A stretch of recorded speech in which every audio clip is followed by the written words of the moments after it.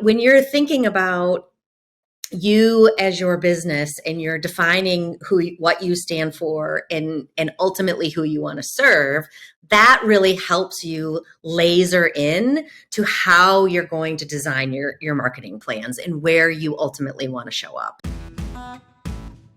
I'm Emily Washcovick, Yelp small business expert. Behind the Review features conversations with business owners and customers who wrote one of their Yelp reviews.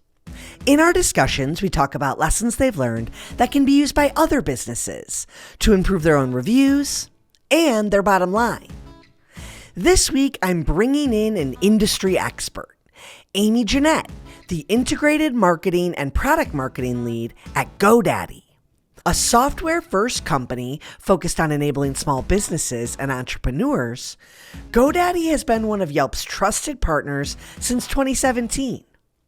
As a part of our partnership, GoDaddy offers its small business clients the ability to claim their Yelp page, and launching very soon, GoDaddy will also offer its clients the ability to run Yelp ads via the GoDaddy platform.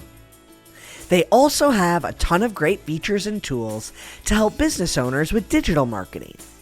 And that's what Amy and I are going to dig into today. Here's our conversation. Thank you so much for having me. My name's Amy Jennette. I am the integrated marketing and product marketing lead here at GoDaddy. That's a lot of words to say that, what I do on a daily basis is really think about the products that we have that meet our customers' needs, and how do we put together marketing initiatives to get those in front of our customers. So, I've been doing this for a while, and building brands and marketing brands and products is something that I just love to do. There's a lot of different facets, and it's, constantly changing. And so it keeps me on my toes, and so. Amazing. Yeah. Well, we're so grateful to have you join us today. And I know GoDaddy has changed quite a bit since you first became a company. I'd love if you could just bring us up to speed a little bit on GoDaddy's mission today, and just kind of some of those main offerings that maybe my listeners aren't familiar with when they think of GoDaddy.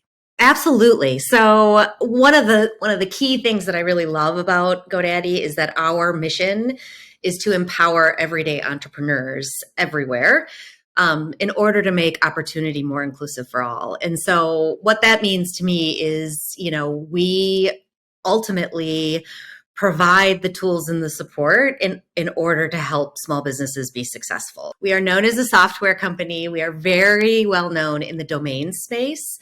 What many folks might not know is that GoDaddy is really a place where small businesses can come to name their idea, to build a professional website, to attract customers, to sell their products and services, and even accept payments. So, we've really taken all of the needs that we've heard outlined by small businesses and comprised them into an all-in-one solution that helps them either launch their business or continue to grow their business.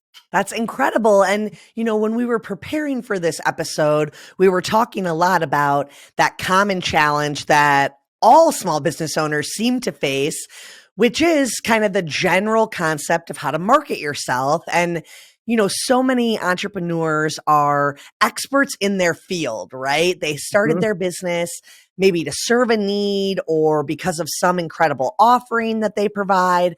And they're not the best at marketing, or maybe they don't even know the basics of getting the word out there about who they are. And that kind of goes right in line with what you guys see with all of your clients and the challenges that you're trying to create solutions for. Can you talk a little bit about some of those big customer problems, under the umbrella of digital marketing, and how the GoDaddy tool has helped solve some of those challenges? Yeah, absolutely. So, what we found is our GoDaddy customers, they're often really the sole or the main person that is responsible for not only just managing the business, they wear many hats, if not all of the hats, right? They're the CEO, they're the chief marketing officer, they're managing their, online presence and their marketing communications, like on top of the thing that they ultimately got in business to do. So really what we try to do is figure out a way to help them be really effective and really efficient in taking some of those added extra hats and helping them facilitate that. So digital marketing is a big one. We hear all the time that, like I am a landscaper or I am a masseuse or I am a esthetician or whatever it might be, right? That's the craft that they know. It's the craft they love. It's the thing that they ultimately got in business to do. And they need help doing all of the other things. And so that's where we come in, right? Is we come in to really, help take the burden off of those other tasks and those other to-dos, so that they can ultimately focus on what they got in business to do in the first place. And digital marketing is a big one. Like, we do a survey of small businesses annually, and we consistently hear that access to capital and digital marketing are the two primary areas that small businesses need the most help with. Well, we might currently not be, able to support them in getting access to capital. Digital marketing is 100% an area that we have listened. We've learned through our years of experience in supporting small businesses on how to really come up with a tool for them to be able to leverage in order to be successful in that area. Yeah, absolutely. And, a lot of the basics of how to help a business market themselves, teach them lifelong lessons that they can apply to all different kinds of platforms. And that's what I love about what GoDaddy helps with.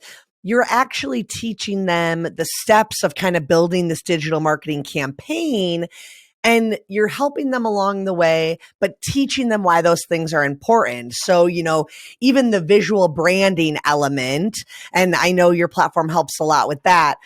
Some business owners don't even know the basics of how to create a visual brand or what to keep in mind as you're thinking of how you maybe create a logo or what images and visual representation you use for your business. The entrepreneurs and the small businesses that we serve, they're typically the owners and the operators of the business. And those businesses typically have like 10 or fewer employees. So like I said earlier, they're managing a lot of different hats. Marketing is often a very foreign, it's something that they know they have to do, but it's very foreign in terms of where their craft is to something that's going to help them, get in front of their audience and ultimately, drive sales so that they can grow their business. So what we really like to do is not only provide the tools that they, that help them, create their brand and market their brand and drive that customer conversion, but we also really want to make sure that we're helping to educate small businesses on kind of the steps they need to take in order to be successful. And so one of the places that I always like to start with is, how do they build their brand? Who are they as a brand? And that's something, for a company that is just getting, or a business that's just getting started, really thinking about, who they are as a brand beyond, colors and logos. That's a very important thing. As a matter of fact, creating a logo is one of the first things that small businesses search when they have decided that they want to take their craft to the market, right? But choosing a color, picking a logo, that goes in line with what is their voice, what is their style, what is their purpose for going into business, what values do they want to communicate, and really it boils down to what is the promise that they're making as a small business to the customers that they're serving. And so, so that's something that you kind of want to, make sure that you're confident and you've got outlined, and make sure that it's really authentic to you as a brand. If it's not authentic to you, it'll be really difficult to manage because you'll constantly be having to like flip in that headspace in order to get in that voice that you've decided you want to be. But it also can come off as disingenuous to your audience if you're not consistently communicating to your audience with the same kind of tone, the same kind of look, the same kind of feel. Like you want to make sure that you're consistent so that you can ultimately build that brand recognition over time. Once you kind of figure that out, then it's time to create your logo. And we have a tool for that. Go into the GoDaddy digital marketing, and type in a few prompts about what your business is and who you want to be, and we will create a beautiful, multicolored, multidimensional logo for you to use, and it takes no time at all. And one of the things we often hear is, oh, that's a big expense I have to incur early on when I'm getting started. And it doesn't have to be. Yeah, like it can be if you want to, invest in something like that. If you want to invest your dollars there, absolutely, go ahead. But you don't have to. There are a lot of tools that will ultimately help you just create your brand look, create your guidelines, create your logo, and then if you use our tool and you create your logo within the tool, it will automatically apply that logo. I think where we have gone in terms of listening to customers, figuring out what their needs are, and then developing the tools against what they tell us they need, we've really taken a lot of the friction out of it and tried to make it as easy as possible and as quick as possible so that they can, we want you to get up and running as quickly and, expediently as possible. So so that you can get that first sale, as soon as possible. So, yeah. Absolutely. And, I love to take this one layer deeper because when we were prepping for this, we talked about when business owners are at this stage where they're thinking about their voice or how they want to come across or how they want to be perceived. Sometimes they don't even realize that the first step is probably to ask yourself, like, who is my ideal client? Who do I think I'm serving? And, the reason that's so valuable is because I think sometimes when people go into business, they want to be everything to everyone. And that can be a pretty costly mistake up front, trying to be something that could be any customer is our client. And it's much better if you can zone in on what got you started, kind of what's your North Star, and who is really that key group of people you're planning to serve. Can you just speak a little bit more to that and maybe any learnings or insights that you've seen customers kind of experience as they're on that journey? What I like to tell small businesses when I'm doing either a, like a lunch and learn or a training session or whatnot is exactly what you said. A lot of folks go out and they try to be everything to everyone. And what I like to reinforce is that if you go out and you do that, then you will ultimately be nothing to no one.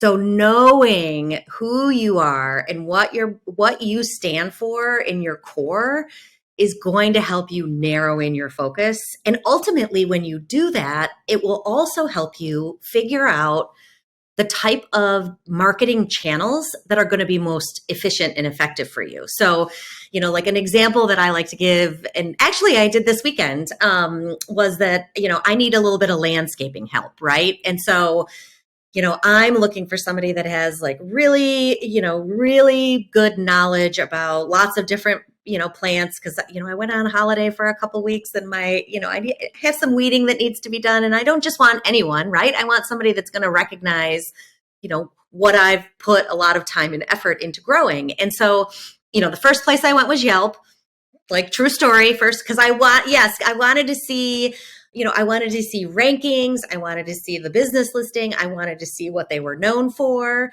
The second place I went was Nextdoor because I wanted recommendations from my community on who they've leveraged to do a really good job. And so, when you're thinking about you as your business and you're defining what you stand for and ultimately who you want to serve, that really helps you laser in to how you're going to design your marketing plans and where you ultimately want to show up. And there's a lot of tools that can help you with that. Like AI is a great tool. We've got a small business AI prompt library, and even some AI training guides in our resources section on GoDaddy.com.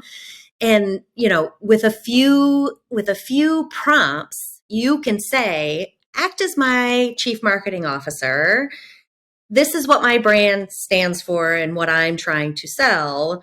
Where do people who are looking for this type of service or product or whatever, where are those people typically active and where are they engaging? I think that's another thing that we want to be really crystal clear is I also do not recommend trying to be on every single social media platform. Go and be active where your audience is. So if your audience is, younger, maybe you need to be on TikTok or Snapchat. If they're a little bit older like myself, maybe you need to be on Instagram and Facebook, right? Like we've actually done some research how the generations feel about small businesses having like storefronts linked to their social media page. So, if your key audience is younger, like a Gen Z audience, 80% of them said that social storefronts are important. Now that's very different from like a boomer generation where only 29% of them feel that having that social storefront linked is really important. And that tells you something about your audience and where they're shopping, right? If 80% of Gen Z says that social storefronts are important, they're transacting through social media. If boomers are saying that it's not important, they're not going to transact. So then you have to think about, all right, well, if they're not transacting specifically, are they engaging? And that's where your content strategy comes into play. You want to not just create content that is just going to sell. The whole idea of social media marketing is, to create this community and this exchange of value between you and your audience. And so that means having a robust social content strategy is really important. Now, you do want to use it to sell. I mean, obviously, if 80% of Gen Zers are transacting on social media, you do want to sell. But how many times do you consider your own behavior? How many times do you unsubscribe from, say, an email marketing list because all they're trying to do is spam you with buy this, buy this, buy this, and they're not supplementing that buy this, buy this, buy this content with something that I find useful, like how to extend the life of my product, or, I've bought this, perhaps I need this companion thing to make it run more efficiently, or, as an add-on to, to the grouping of things that I've bought. And so that's where you really want to think about not only where is your audience, but what does your audience want and expect from you as somebody that they're willing to engage with. I think that's such a great point. And I love that you use the example of the digital storefront because it's such interesting insight to know where your audience is and the type of behaviors they're used to making. Yeah. But there's also this learning here about something like a digital storefront being an example of a feature that you can leverage or activate potentially for free, depending on the platform. Like on Instagram, just linking your website for transaction can work. And maybe your target demo doesn't always think to shop online, but if you can make it a low barrier to entry, easy thing, maybe you can get them to do it. And if not, it's still that funnel that's open and available that you don't have to invest in order to, operate essentially.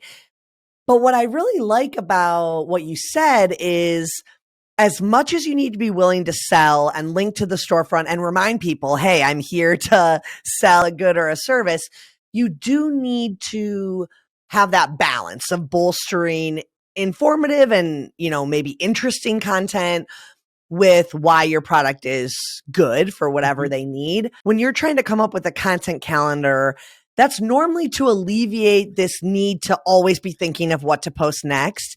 And Yes. a good way to create a content calendar is to try to look at like what seasonal or general things that we can tie back to or connect with. And I like how you mentioned the different holidays like National Bagel Day.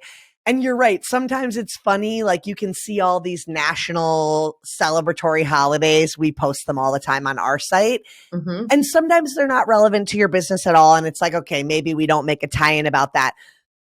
But you made me think of how we always tell people sometimes when you're looking at those different calendars in order to make your own content, you might spark an idea of how you could collaborate with another local business. Like maybe your friend who's an esthetician could partner up with a coffee or bagel spot and do a little something, just trying to think outside the box and use those dates or holidays or even local specific events that are happening in the area of your business as Yes. a way to kind of curate content and a reason that you can post around, or maybe something you can tie your business back to.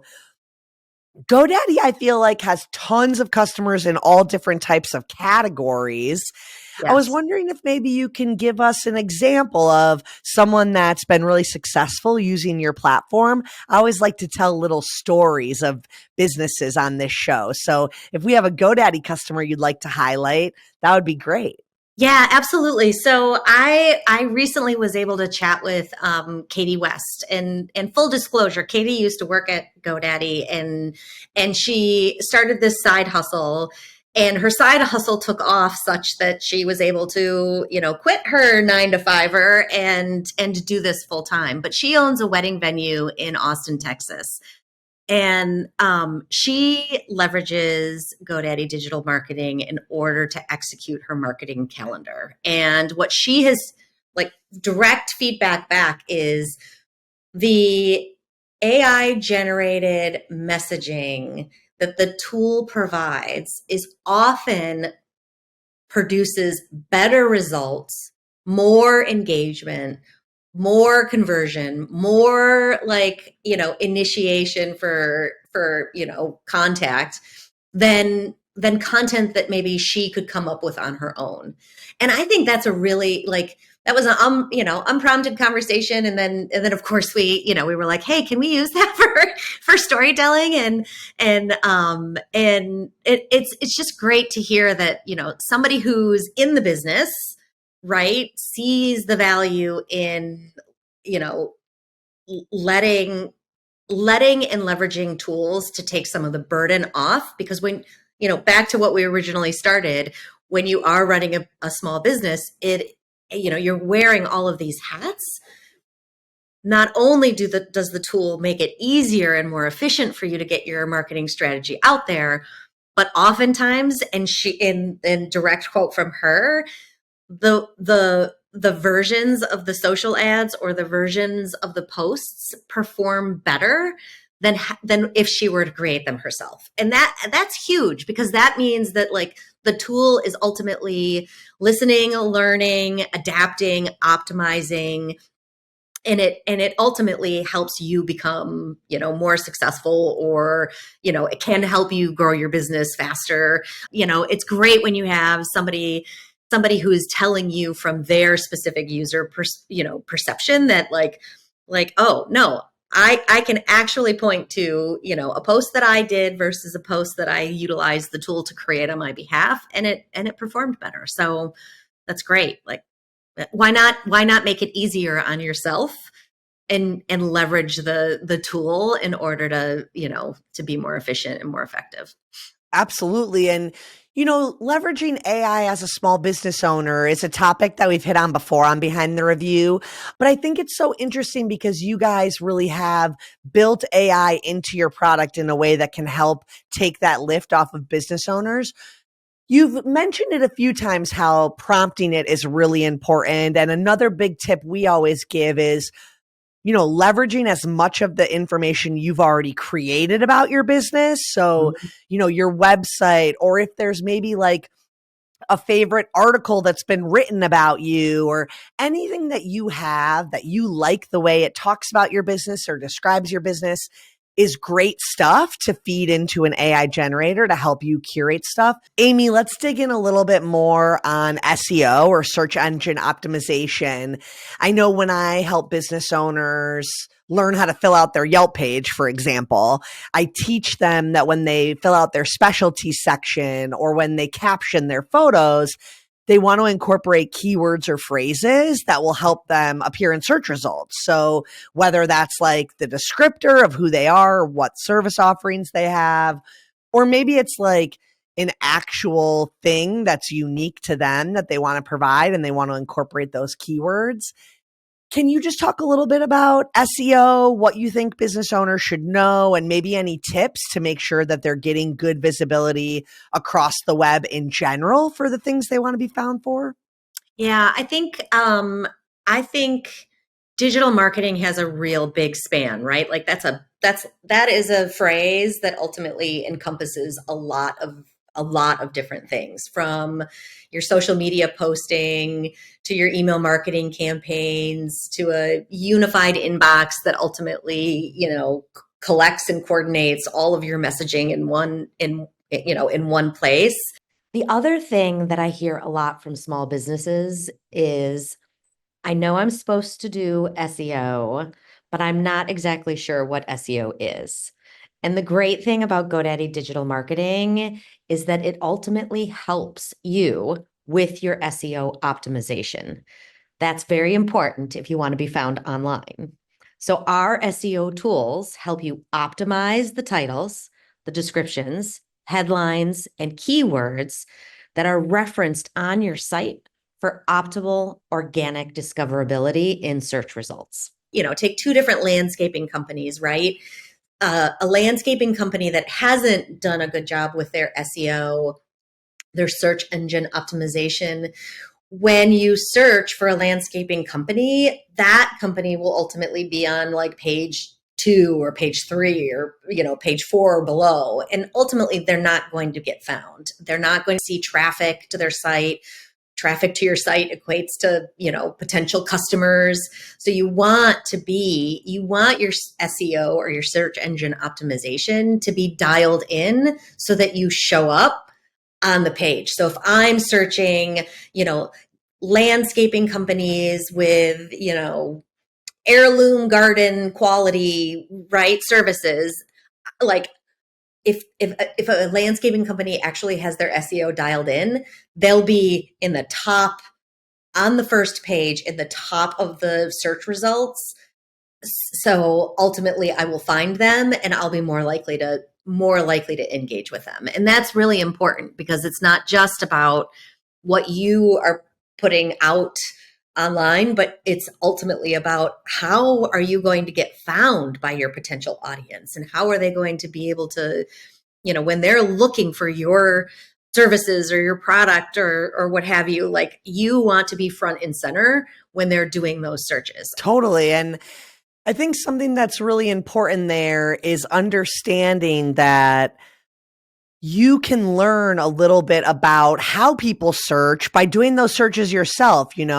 Sometimes business owners think that they know how to describe themselves. And I always recommend go to Google or go to Yelp and do a search for what you think people look for before they find you. Mm-hmm. And on Yelp in particular, if you update the location first to your area or wherever you want to do your search, and then you start doing the search, it'll actually give you predictive search text based on that area and the common search results. So as an example, if you were to put where I live, like Milwaukee, Wisconsin, and then start typing SNO, things like snow removal would come up as a predicted search. But let's say I change the location to LA and I type the same thing. It's not going to show snow removal because that's not searched in that area, but it'll show something like snow cones or something like that. And so for you, whether it's on Google or Yelp or whatever, you can search and assume what a customer might look for before they find you, but then see what also shows up or what is suggested to you as like the keyword or phrase to enter and search on. It also is the same rule of thumb for things like hashtags. And I think sometimes business owners don't understand how hashtags work, or like start a hashtag by using their own. And it's like, well, the whole point of hashtags is to try to get your content to reach people that aren't following you because they care about that hashtag. So you can kind of search for hashtags that you think are relevant to what you offer and then see which ones already exist and have the most posts or followers. Yeah. And then go towards that. So use your own knowledge of your business or your industry, but also do some internet searches and see what some of those common key terms are that apply to your business. 100%. Like you can, what I like to reinforce also for small businesses is, test, learn, adapt. Test, learn, adapt, right? Like you can try things out, test them in market, figure out, all right, well, this is working, or maybe this isn't working. And then you adapt it, you optimize it and adapt it, and then you try it again. And that will help you ultimately continue to grow and be more effective. And so exactly to your point, right? If I'm a TikTok user, and if I'm on TikTok and I see like a trending hashtag, I might go search that hashtag. And I often think to myself, wow, that person was really smart for putting that hashtag in their, in their TikTok notes. All right, that was a smart tactic to engage, because now I've seen their video and I've seen what they're selling or what they want to talk about simply by including the hashtag. So I think when creating an online presence, you really want to ultimately create a strong first impression. And that's really introducing yourself, introducing your brand, the purpose for why you got started to begin with, and then building from there. And one of the things I really like to encourage small businesses to do is let your customers, who are your advocates and maybe your critics too, help you tell your story. Let your customers, through, including reviews on your website, be the person that is like shouting your praises, and let them do the heavy lifting for you. So it's really a good way, and to link out to or to include those reviews on your website itself. Testimonials as social proof. Why do I want to do business with this company? Oh, well, these 3 people gave them 5 stars, and ultimately they've got a really high rating, and the reviews were really thorough and thoughtful. That's huge. You want to make sure that you have a strategy for dealing with and addressing customer reviews, though. Are you ultimately going to respond to every single review that you get? Are you going to solve maybe a challenging experience or a critical review in the review itself? Are you going to ask them to reach out to you in a direct message? Those are all things that you want to consider, and you ultimately want to be really consistent with. If you're going to take the time to respond to positive and negative reviews, make sure that you're consistent and you're doing it,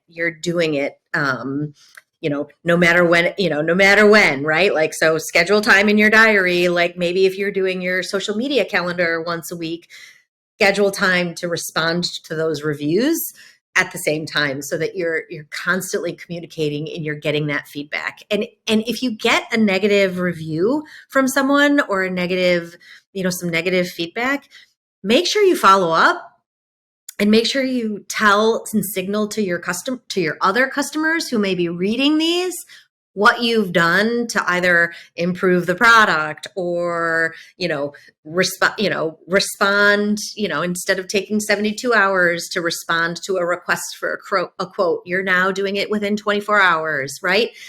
You can leverage feedback and leverage customer reviews to do a lot of heavy lifting for you. And I think most importantly, you want to be really consistent with how you're doing that. This has been great, Amy. Thank you so much for taking the time to chat with us today. We hit on so many tips that any business owner can leverage.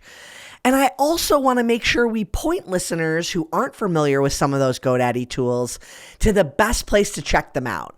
So if you don't mind, let's give people a little bit of instruction on next steps if they want to check out the amazing tools and features we talked about today. Where can they go to learn more about GoDaddy and the digital marketing tool?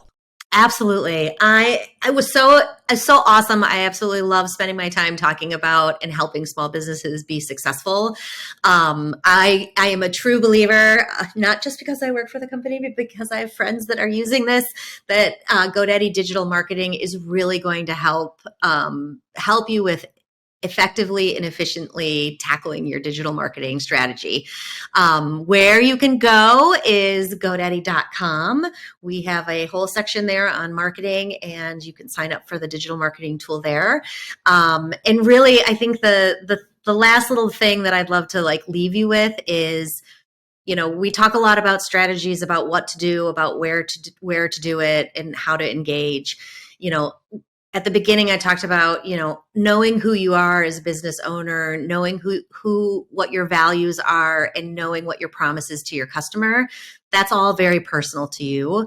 And we are the tool to help you accomplish the goals that you have, in the way that is most authentic to you as a business owner and as a brand. So, we're here to help, and we want to take the burden of tackling all of these things that you have to do off of your shoulders, and ultimately, if you go to GoDaddy.com, we'll be able to help.